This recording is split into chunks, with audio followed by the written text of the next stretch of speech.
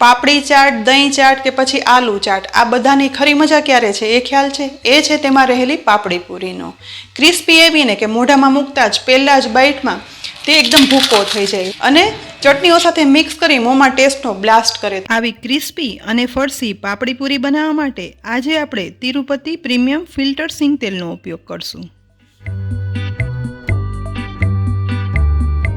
ચાટ માટેની એકદમ ફરસી પાપડી પૂરી બનાવવા માટે લોટ બાંધ્યા પહેલાં આપણે ગેસની મીડિયમ ફ્લેમ પર એક સોસપેનમાં અડધો કપ પાણી ગરમ કરવા માટે રાખશું. અહીં પાણી છે તે હાથથી અડી શકાય તેવું હુંફાળું ગરમ થઈ જાય ને એટલે ગેસ બંધ કરી દઈશું. સોસપેનને નીચે ઉતારી લઈએ. હવે પાપડી પૂરી બનાવવા માટે લોટ બાંધવાનો છે. તો પહોળા વાસણમાં 1 કપ મેંદો અને 1/4 કપ ઘઉંનો ઝીણો લોટ ઉમેરશું. અહીં પસંદગી પ્રમાણે તમારે પાપડી પૂરી ફક્ત ઘઉંના લોટમાં અથવા તો મેંદાના લોટમાં બનાવવી હોય ને તો આ જ માપ પ્રમાણે તેમ પણ કરી શકાય છે. હવે આ લોટમાં અડધી ટીસ્પૂન અજમો, અડધી ટીસ્પૂન મીઠું ઉમેરશું. સાથે 1 ટેબલસ્પૂન ઘી ઉમેરવાનું છે.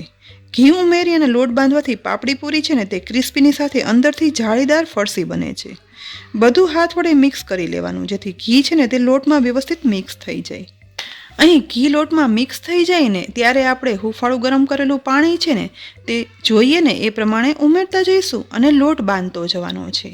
પાપડી પૂરી કે પછી ફરસી પૂરી અથવા નાસ્તા માટેની કોઈ પણ પૂરી બનાવીએ ને ત્યારે હુંફાળા ગરમ પાણીથી લોટ બાંધવાથી બનેલો નાસ્તો છે ને તે એકદમ ફરસો બને છે.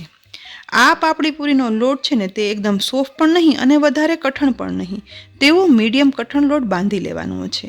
અહીં પાપડી પૂરી માટે જોઈએ ને તેવો મીડિયમ કઠણ લોટ હવે બંધાઈ ગયો છે. તો લોટ પર કિચન નેપકિન ઢાંકી 20 મિનિટ માટે આ લોટને કૂણવા રાખી દઈએ. લગભગ 20 મિનિટ પછી લોટ પરથી કિચન નેપકિન કાઢી લઈશું. લોટ એકદમ સરસ કૂણવાઈ ગયો છે. તો લોટને પહેલાં થોડો એવો મસળી લઈશું. મસળાયેલા લોટને હવે વુડન સ્ટેન્ડ પર લઈ આ રીતે ગોળ રોલ કરી લેવાનો છે. લોટનો રોલ થઈ જાય ને એટલે ચપ્પુ વડે તેને 2 એક સરખા કટ લગાવી લેવાના છે. હવે એક સરખા તૈયાર કરેલા 3 લુવામાંથી એક લુવાને લઈ આ રીતે ગોળ વાળી લઈશું. બાકીના 2 લુવા છે ને તે ઢાંકી અને રાખી દેવાના છે. એક સાથે વધારે સંખ્યામાં પાપડી પૂરી બનાવવા માટે આજે લોટમાંથી મોટી રોટલી બનાવવા માટે વુડન સ્ટેન્ડ પર સહેજ એવું તેલ ઉમેરી અને વ્યવસ્થિત લગાવી લેવાનું છે. ત્યાર પછી બનાવેલા લુવાને રાખી અને હવે આપણે વણશું. ચાટ માટેની પાપડી પૂરી એકદમ ફરસી અને ક્રિસ્પી બનાવવા માટે આ પૂરી એકદમ પતલી બનાવવાની હોય છે.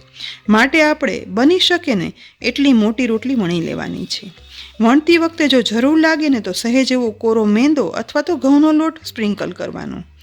અહીં આ રીતે વણતા વણતા લંબગોળ પતલી મોટી સાઇઝની રોટલી વણાઈ અને તૈયાર થઈ ગઈ છે. તો આપણે પાપડી પૂરી બનાવવા માટે નાની અને મોટી સાઇઝના મોલ્ડ લીધા છે. તમારે જે સાઇઝની પાપડી પૂરી બનાવવી હોય ને તે મોલ્ડ વાપરી શકાય છે અથવા કોઈ પણ ઢાંકણ હોય ને તો તે પણ વાપરી શકાય છે. અહીં મોટી સાઇઝના મોલ્ડ વડે આ રીતે વણેલી રોટલીમાં નાની નાની પૂરીઓ પાડવાની છે. એક સાથે વધુ પૂરી બને ને એટલા માટે આ રીતે પોળી મોટી રોટલી વણી લેવાની જેથી ઓછા સમયમાં આપણે ઓછી મહેનતમાં વધારે પાપડી પૂરી બનાવી શકીએ.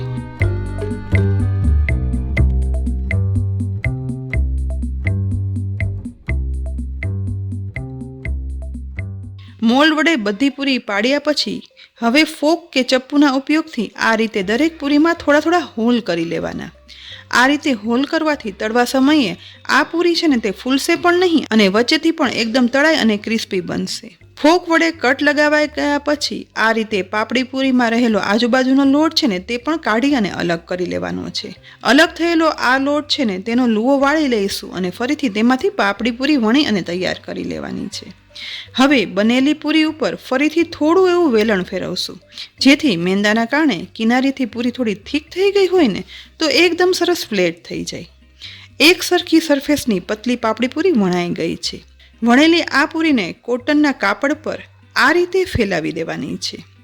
વણેલી પૂરી કોટનના કાપડ પર રાખવાથી બીજી પૂરી વણીએ ને ત્યાં સુધી આ પૂરીઓનું મોઇસ્ચર છે ને તે એકદમ સરસ જળવાઈ રહેશે અને ઉપરથી સુકાઈ પણ નહીં જાય. જો પૂરી સુકાઈ જશે ને તો પછી પૂરી તળ્યા પછી કડક તો બનશે પણ ફરસી નહીં બને. બસ હવે ફેલાવેલી પૂરી ઉપર પણ કોટનનું કાપડ કવર કરી લઈશું અને બાકીના લોહામાંથી વણી અને બધી પૂરી તૈયાર કરી લેવાની છે.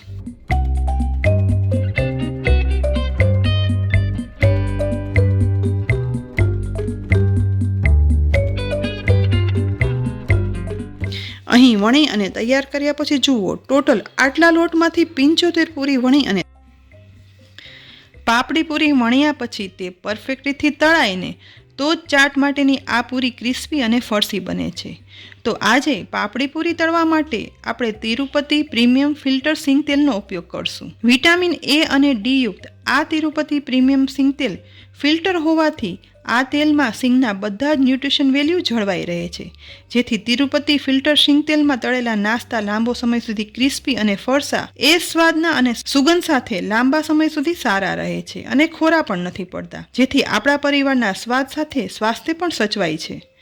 ગરમ થતા તેલની કઢાઈમાં સમય એટલી વણેલી પૂરી ઉમેર્યા પછી ગેસની મીડિયમ ટુ લો ફ્લેમ પર પૂરી તળાવવા દઈશું, જેથી પૂરી અંદર સુધી તળાય અને ક્રિસ્પી પણ બને અને કલર પણ એકદમ મસ્ત લાઇટ ગોલ્ડન બ્રાઉન આવે. અહીં લગભગ 5 થી 6 મિનિટ સતત ચલાવતા જઈ અને પૂરી તળ્યા પછી પૂરી તળવામાં હળવી અને ક્રિસ્પી લાગે છે અને કલરમાં પણ લાઇટ ગોલ્ડન બ્રાઉન તળાઈ ગઈ છે. તો આ સમયે પરફેક્ટ તળાયેલી પાપડી પૂરીને તેલમાંથી નિતારી અને બહાર કાઢી લઈશું.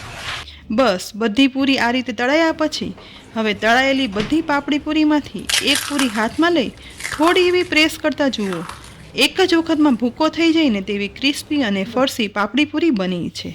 અને ફક્ત પાપડી પૂરી જ નહીં, પરંતુ આટલા ફરસા બીજા સુગંધીદાર નાસ્તા કે પછી બધી રસોઈ માટે અને પરિવારનું સ્વાસ્થ્ય જળવાઈ રહે ને તે માટે તિરુપતિ પ્રીમિયમ સિંગ તેલ હું વાપરતી આવી છું.